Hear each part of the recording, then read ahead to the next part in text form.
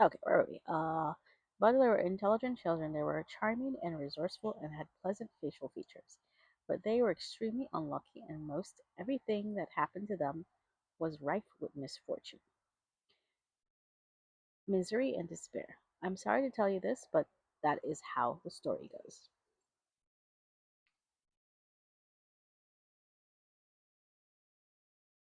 Their misfortune began one day at Briny Beach.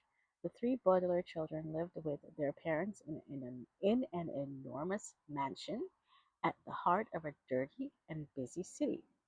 And occasionally, their parents gave them permission to take a rickety trolley.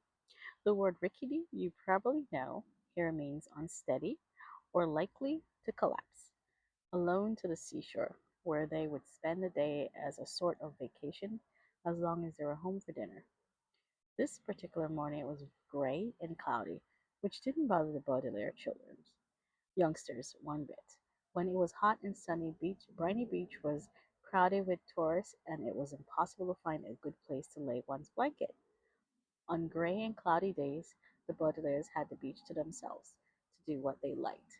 Violet Baudelaire, the eldest, liked to skip rocks. Like most 14-year-olds, she was right-handed, so the rocks skipped farther across. Oops, sorry, windy.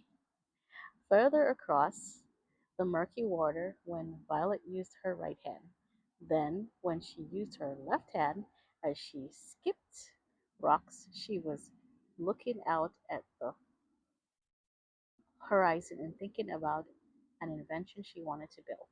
Anyone who knew Violet well could tell she was thinking hard, because her long hair was tied up in a ribbon to keep it out of her eyes. Violet had a real knack for inventing and being strange and building strange devices, so her brain was often filled with images of pulleys, levers, and gears, and she never wanted to be distracted by something as trivial as her hair. This morning she was thinking about how to construct a device that could retrieve a rock after you skipped it into the ocean. Hmm, interesting. Klaus Baudelaire, the middle child, and the only boy, liked to examine creatures in tide pools. Klaus was a little older than 12 and wore glasses which made him look intelligent. He was intelligent.